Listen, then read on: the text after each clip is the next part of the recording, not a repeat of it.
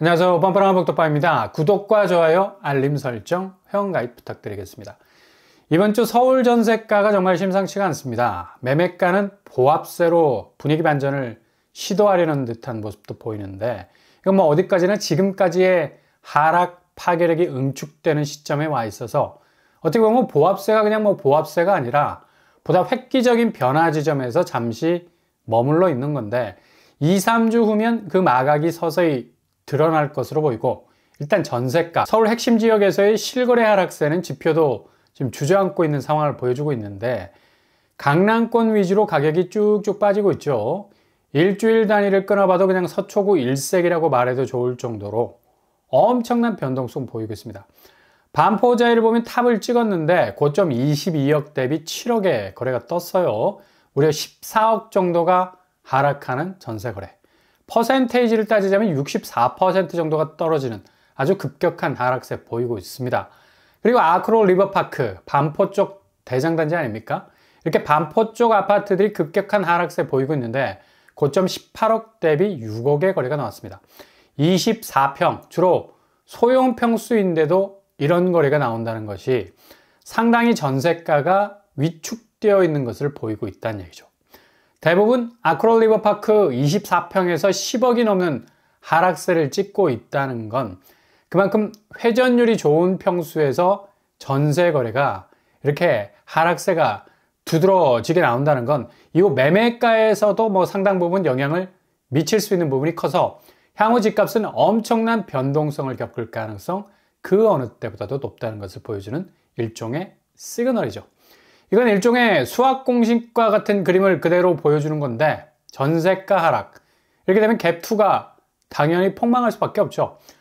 어느 정도 뭐 우물에서 물이 올라오듯이 전세가 수위가 올라와줘야 갭2가 뭔가 마중물로 사용할 수 있는 여지가 있는데, 이게 서서히 말라간다는 건 갭2는 투기적인 성향을 그대로 제자리에서 멈출 수밖에 없는 상황이라는 얘기죠.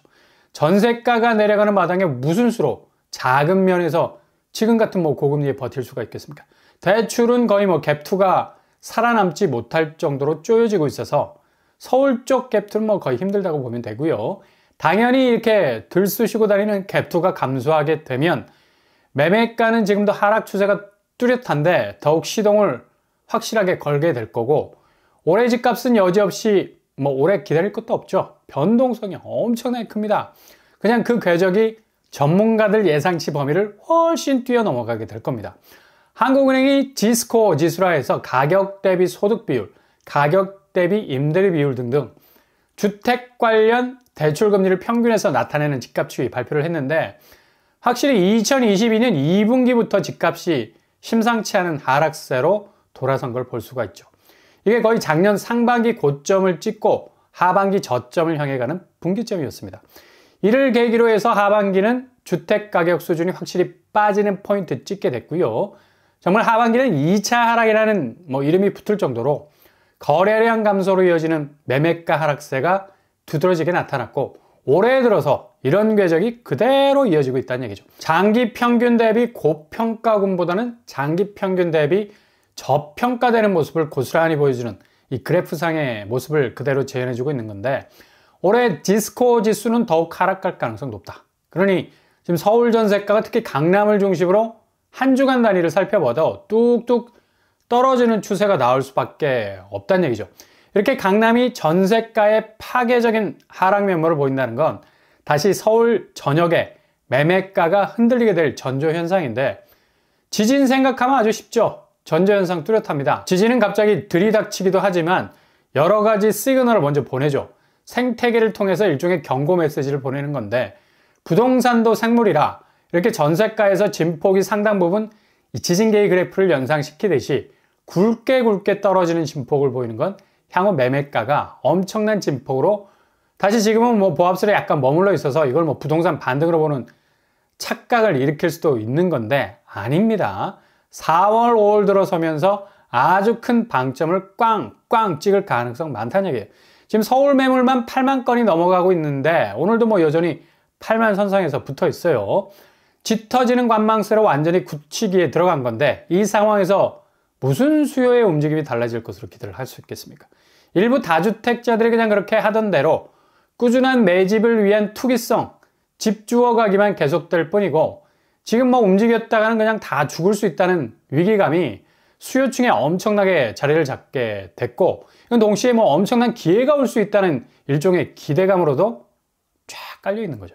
집값이 어느 순간에 정말 뚝뚝 떨어지게 되는 분명한 포인트를 찍고 나올 건 아주 불을 보듯 뭐 뻔하기 때문에 지금의 관망세는 뭐 그냥 자포자기가 아니에요. 아주 공격적인 수요가 제대로 된 칼을 갈고 있는 시점이란 얘기. 그만큼 호구 멱살 잡힐 수 있는 꼭지를 절대 잡아선 안 된다는 생각이 지배적이기 때문에 대변화의 시점을 노리고 있는 웨이팅이라 보시면 된다는 얘기입니다.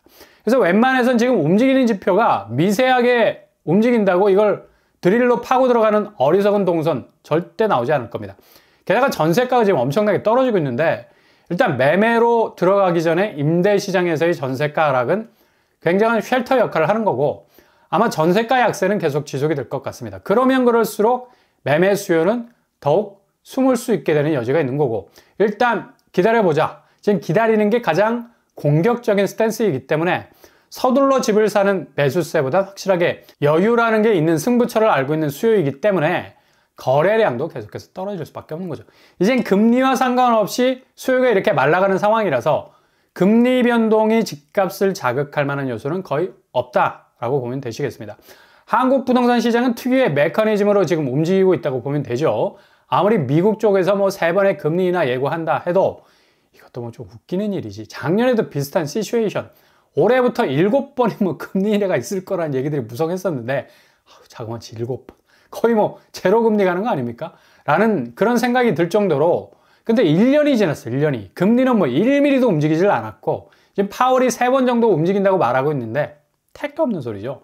미국 경제 지표가 하반기 침체기로 들어설 거라는 전망을 비웃는 아주 견조한 양상이 지속이 되고 있어서 금리는 요지부동. 벌써부터 뭐 연준 위원 중에는 올해 금리 인하를 1회로 한정하는 발언, 뭐 충격적인 발언 쏟아내고 있습니다. 이거 뭐 정말 코미디 보는 것 같지 않습니까? 매파적인 입장을 유지하는 보스틱, 애틀란타 연방준비은행 총재인데 이 사람이 그냥 뭐 매파적인 사람도 아니었습니다. 근데 4월에 점도표 개무시해가면서 1회 인하로 선회를 급하게 했는데 이유는 인플레에 대한 자신감, 그러니까 물가를 2% 아래로 떨어뜨리는 게 너무 어렵게 보인다는 얘기예요.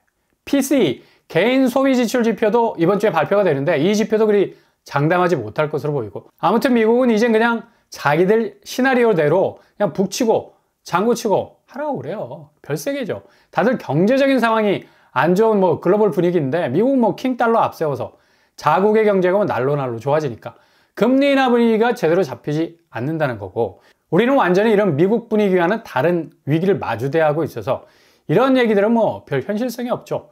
당장 뭐 PF 문제가 발등에 떨어진 불인데 아마 3, 4주 후부터 본격적인 위기 앞에 흔들리는 건설업체, 금융업체들이 속속 그 흔들리는 모습을 제대로 보여주게 될 가능성이 높다는 얘기입니다. 대표적인 곳이 뭐 태형건설 아닙니까? 지난주에는 뭐 자본 잠식 단계에서 뭐 의견 거절, 재무, 회계 법인으로부터 상장 폐지, 위기론까지 휩싸이면서 사업 정상화에 대한 암초가 여러 곳곳에 등장하고 있는 걸 볼 수가 있죠. 워크아웃이 자칫 상당 부분 장기화될 수 있는 전망도 나오고 있는데 이렇게 되면 지금 59곳이 정상화를 위한 사업계획서를 제출했지만 18곳이 브릿지로 온다. 그러니까 계속해서 지금 고금리를 물고 있는 거예요. 본 PF로 좀 이렇게 상대적으로 금리가 떨어질 수 있는 본 PF로 넘어가기 힘든 그런 상태에 놓여져 있어서 사업성이 부족하다는 판단을 받게 되면 그냥 매각 단계로 갈 수 있는 위기가 올 수 있다는 얘기죠. 게다가 이런 사업장 중에서도 계속 사업을 원하는 것도 있고 아무튼 되게 복잡하게 얽혀있는 PF 문제가 될 수 있고 이렇게 대형 건설사가 어려움을 겪고 있는 와중에 중소형 건설사들은 거의 뭐 도산이 도미노식으로 진행이 되고 있는데 1월에서 3월까지 부도가 난 건설업체는 6곳 정도로 나오고 있습니다. 전년 같은 기간보다 2배 정도 증가한 수치. 심각한 게 이곳들은 그냥 어영부영 업력을 키워온 곳들이 아니라 대부분 전문 건설업체라는 얘기죠. 그만큼 건설업계에서 뼈대가 굵은 곳들이었는데 자금난으로 이렇게 엎어지는 일을 겪고 있다는 얘기죠. 이렇게 지금 PF 문제가 가장 한국 부동산 지형에서 험악한 태백산맥 줄령을 가로지르는 선이 굵은 문제일 수밖에 없다는 얘기입니다. 이렇게 되니까 당연히 금융권은 뭐 부실 문제를 떠안을 수밖에 없는 거고 건설 쪽으로 대출을 몽땅 해준 곳들은 부메랑으로 부실 채권 그대로 두 손으로 받게 되는 건데 4분기 은행 부실 채권이 5조 7천억 수준입니다. 왼쪽에 신규 발생분으로 지표가 나오죠. 이거 21년과 비교하면 거의 뭐 2배 수준으로 늘어가고 있는 추세. 전 분기별로 따지자면 1조 4천억 증가하고 있는 거죠. 그리고 바로 오른편에 정리실적이라는 게 있지. 4조 7천억 수준. 이거 뭐 부실 채권을 빨리빨리 현금화 시켜야 은행으로서 뭐 급한 불 끄기인데 그만큼 부실이 증가하니 정리실적이 늘어날 수밖에. 1조 4천억 증가한 추세 보이고 있습니다. 이렇게 신규 발생과 정리 추이는 금융권이 건설 PF 위기를 그냥 직격으로 맞을 수 있는 금융 취약성을 가지고 있다는 말로 바꿀 수 있고, 그러니 건전성 강화 차원에서 충당금을 뭐 남한산성처럼 쌓을 수밖에 없는 수준으로 가는 건데 200% 가까이 쌓고 있다는 건 뭐 전년 대비 100% 수준이었는데 그만큼 위기감이 커졌다는 얘기죠. 손실 흡수 능력이라는 게 결국 은행으로선 쏟아진 커피 빨리빨리 닦아낼 수 있는, 얼룩지지 않게 흡수를 해낼 수 있는 자금력 늘려나간다는 건데, 이렇게 비틀거리는 건설업계와 충당금 바쁘게 쌓는 금융권의 모습만 봐도 지금 한국부동산은 아주 특유의 미국 시장과는 전혀 별개의 자체 위기 상황을 헤쳐나가기 위한 긴장을 바짝 타고 있는 걸 볼 수가 있습니다. 상황이 이렇게 진행이 되다 보니까 뭐 건설 현장에서 현금화, 유일한 현금 수단일 수 있는 분양도 거의 맥을 못 추고 있는 상황. 지제역 반도체밸리, 해링턴 플레이스, 바로 뭐 미달이 났죠. 1대1도 안 돼요. 규모도 1200세대 정도 되는 대단지인데도 반도체 화재를 얻고 있어도 그냥 미끄럼 탔습니다. 그러니 건설사 입장에서도 위기감이 들 수밖에 없고, 이천 쪽으로 가보면 서희 스타힐스도 청약 미달, 여기도 기본 1대1도 안 돼요. 맨투맨도 안 된다는. 분양가가 6억이 넘어갑니다. 이천 쪽 치고는 좀 비싸죠. 고분양가로 때리니까 이렇게 미분양이 뜰 수밖에. 지방은 울산에서 힐스테이트 1타 브랜드 나왔는데 여기도 미달 분양이 났습니다. 근데 분양가가 눈을 비빌 정도로 30평 9억 맞습니까? 이거 웬만한 수도권 분양가 아닌가? 어마무시하게 나왔네요. 그러니 당연히 이렇게 미달이 날 수밖에 없죠. 전국 분양가 평균 8억이 넘는 이유 알 수 있는 대목입니다. 이렇게 지방에서도 9억이 넘는 국평 분양가 쏟아내고 있는 거죠. 상황이 이러니까 건설사가 현장에서 현금화할 수 있는 이 분양시장이 말라간다는 얘기예요.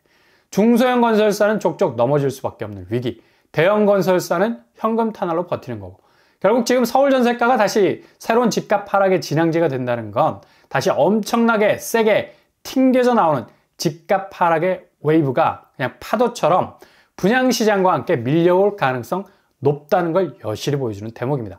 금리와는 상관없는 한국 특유의 부동산 판사리는 앞으로 어떤 집값의 분기점을 만들어낼지 드라마틱하게 전개될 가능성 아주 높다는 얘기입니다.